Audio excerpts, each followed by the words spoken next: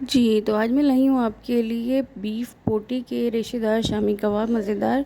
आप यकीन कीजिए इनको बना के आप ये इतने यूज़फुल हैं कि आप इनको बना के 4 टू 6 मंथ के लिए भी फ्रीज़ कर सकती हैं, जिससे आपकी ज़िंदगी बहुत ही आसान हो जाएगी। और बहुत ही ऑथेंटिक रेसिपी दे रही हूँ आपको शामी कबाब के। रेशेदार शामी कबाब मज़ेदार से बनेंगे और बोटी से बना रहे हैं। मैंने कीमे से बनाने के तरीका पहले बता चुकी हूँ, वो आप देखना चाहते हैं तो मेरी प्लेलिस्ट चेक करें, वो कीमे के भी मिल जाएंगे आपको। हेलो जी, अस्सलाम वालेकुम, कैसे हैं आप? उम्मीद है कि ठीक होंगे। जहाँ रहें खुश रहें, हैप्पी रहें और हेल्दी रहें अपनी फैमिली के साथ। आप देख रहे हैं सबज़ लाइफ एंड किचन और मैं हूँ जी सबा। तो आज की रेसिपी बहुत ही मज़ेदार है, जो कि है बीफ बोटी शामी कबाब रेशेदार से। तो चलिए स्टार्ट करते हैं। बिस्मिल्लाहिर्रहमानिर्रहीम। तो यहाँ पे लिया है जी मैंने 3 पाव तकरीबन मेरे पास गोश्त है। इसको मैंने अच्छी तरह धो लिया है और इसमें शामिल कर दिया है मैंने 2.5 गिलास पानी, मतलब 2.5 गिलास। और इसमें शामिल कर दिया है एक रफली चॉप किया हुआ बड़ी साइज़ का प्याज और 4 से 5 हरी मिर्चें कट करी हैं और 10 से 12 जवे अदरक लहसुन के अच्छी तरह छील के, और अदरक के 3 से 4 जवे। और इसमें 10 से 12 मैंने शामिल कर दी हैं गोल वाली लाल मिर्चें साबित वाली।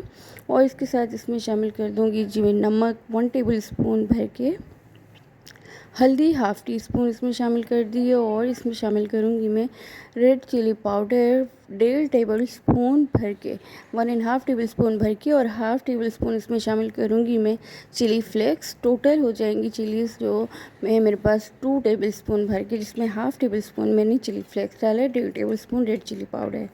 तो इसको ये देखिए जी। अब इसमें शामिल कर दूँगी मैं गरम मसाला 2 सिनेमन स्टिक्स, 8 से 10 लौंग, 10-12 काली मिर्चें, 1 टीस्पून के बराबर ज़ीरा और 2 बड़ी इलायची। तो इसको करेंगे जी मिक्स। आप पूरी वीडियो देखिएगा, इसमें मैं अभी दाल शामिल नहीं कर रही हूँ। वो एक टिप है, एक मज़ेदार सी, जो कि ओरिजिनल शामी कबाब बन के तैयार होंगी, जिससे वो मैं आपको आगे बताऊँगी। तो ये देखिए जी, इसको मैंने कर दिया कवर 20-25 मिनट के लिए। ये देखिए जी 25 मिनट हुए हैं और चलिए देख लेते हैं इसको हमारा गोश्त कहाँ तक पहुँचा है। तो ये देखिए जी, अब इसमें मैंने शामिल कर दी है दाल। मेरे पास 3 पाव गोश्त था, तो मैंने एक चाय के जो छोटा वाला कप होता है ना, मग नहीं कप, वो 1.5 कप मैंने 1 घंटे के लिए भिगो के रखी हुई थी, वो इसमें मैंने शामिल कर दी है। क्योंकि गोश्त हमारा 30 टू 40% गल चुका है। और ये दाल अब डालने की वजह ये है कि मज़े की टिप दे रही हूँ, जब हम दाल एक साथ डाल देते हैं ना, तो वो गोश्त तो बहुत देर से गलता है, दाल जल्दी गल जाती है और दाल बिल्कुल मिक्स सी हो जाती है। तो वो टेस्ट जो है ना कबाब का, वो नहीं आता। रियल शामी कबाब इस तरह बनाएं, आप यकीन कीजिए इतना मज़ेदार सा टेस्ट आएगा ना। आप ये, तो ये देखिए जी 20-25 मिनट फिर हमने 20-25 मिनट फिर पकाया इसको दाल डाल के। ये देखिए तकरीबन गल चुकी है हमारी दाल। बस इस तरह हमें दाल चाहिए, थोड़ी सी सख्त लेकिन गली हुई हो, टूट जाए, मतलब बिल्कुल मिक्स ना हो जाए, बिल्कुल गल के ना। और एक और टिप दूंगी यहाँ पे कि जब भी आप कीमे दाल के और इसके कबाब बनाए ना शामी कबाब, तो कभी भी इसको पानी जो है बिल्कुल ड्राई नहीं करना। गोश्त भी हमारा अच्छी तरह गल चुका है, इसका पानी बिल्कुल ड्राई नहीं करना। थोड़ा सा बबल्स बन रहे हों तो आपने इसको उतार लेना है, और उतारते ही इसको डायरेक्ट किसी और बर्तन में शिफ्ट करना है, क्योंकि जब तक ये गर्म रहता है, बर्तन गर्म रहेगा, तो इसका कुकिंग प्रोसेस जो है वो चलता रहेगा और दाल सारा पानी जो होगा उसमें मॉइस्चर, वो सारे को जो है एब्जॉर्ब कर लेगी, सोक कर लेगी। और हमारा सारा बैटर जो है वो सख्त बनेगा और एकदम रूखा सा हो जाएगा, खुश्क। और उससे ये होगा कि आपके कबाब जो हैं वो टूटेंगे भी और उनमें स्क्रैच भी आएगा। तो अगर इस तरह मॉइस्चर के साथ आप दाल उतारेंगे और इसको डायरेक्ट आप कन्वर्ट करेंगे दूसरे बर्तन में, और थोड़ा थोड़ा ये मॉइस्चर होगा, जब हम इसकी कबाब बनाएंगे वो थोड़ा थोड़ा सा सॉफ्ट सा बैटर बनेगा, तो इससे कबाब हमारे बहुत मज़ेदार बनेंगे, सॉफ्ट बनेंगे और वो टूटेंगे भी नहीं। ठीक है, तो आप मेरी रेसिपी को फॉलो करके कबाब बनाइएगा, आप यकीन मानिए बहुत मज़ेदार बनेंगे। तो चलिए जी, मैंने इसको अब कर लूँगी शिफ्ट दूसरे बर्तन में ठंडा होने के लिए। ठंडा कर लिया मैंने 10-15 मिनट। अब जी चॉपर में डालते हैं, इसको पीस लेते हैं अच्छी तरह। यहाँ पे मेरा बड़ा चॉपर को पता नहीं क्या हो गया यार, उसका करंट नहीं आ रहा, तो मैं छोटे चॉपर में डाल के इसको 2 से 3 दफ़ा 3 हिस्से करके ना, इसके अलग अलग करके इसको पीस लूँगी अच्छी तरह। बहुत अच्छी तरह आपने पीसना है, इतने मज़ेदार बन के तैयार हो जाएंगे हमारे शामी कबाब। ये देखिए जी, इस तरह पीस लेंगे।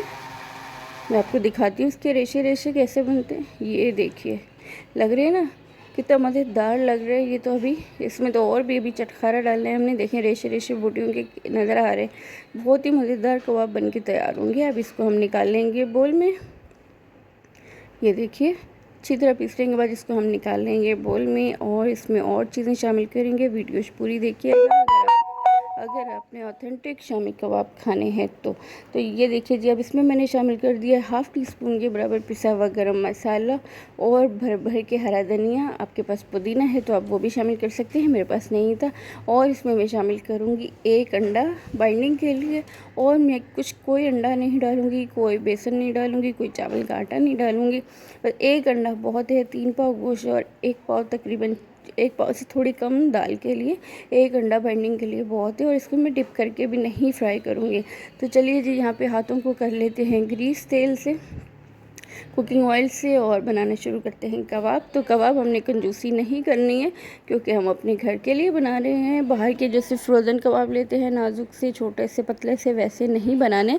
हमने थोड़े मोटे मोटे तगड़े तगड़े बनाने हैं ताकि नाश्ते में पराठे के साथ हस्बैंड को दें तो एक पराठा आराम से खा लिया जाए, बच्चे को देते हैं वो भी आराम से खा ले, एक रोल बन जाए ना। तो इस तरह मोटे मोटे कबाब बना लेंगे हम, थोड़े से बड़े साइज़ के। वो आप पे डिपेंड करता है, आप जिस साइज़ के भी बनाना पसंद करें आप बना सकती हैं।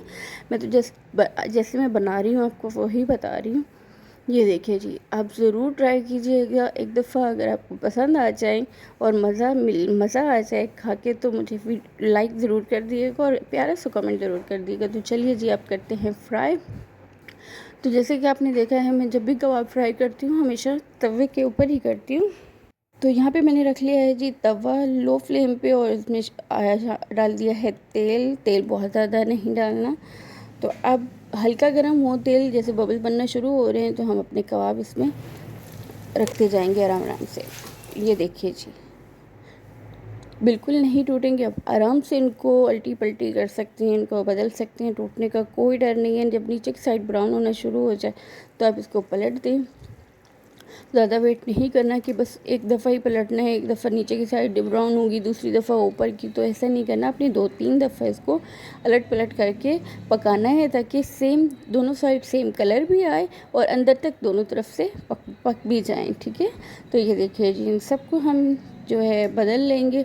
और आई होप कि आपको वीडियो अच्छी लग रही होगी। स्टेज पे अगर वीडियो अच्छी लग रही हो तो वीडियो को लाइक कर दें, शेयर कर दें और जी अपने जैसे एक प्यारा सा कमेंट कर दें और सब्सक्राइब कर दें सबज़ लाइफ एंड किचन को, आपकी बहुत मेहरबानी होगी।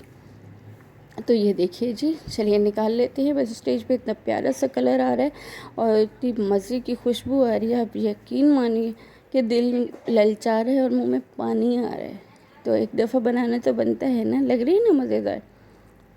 ये देखिए जी अब एक एक करके हम निकाल लेंगे। ये देखिए कितना ज़बरदस्त बन के तैयार हुआ है। आप ज़रूर बनाइए मेरे तरीके से।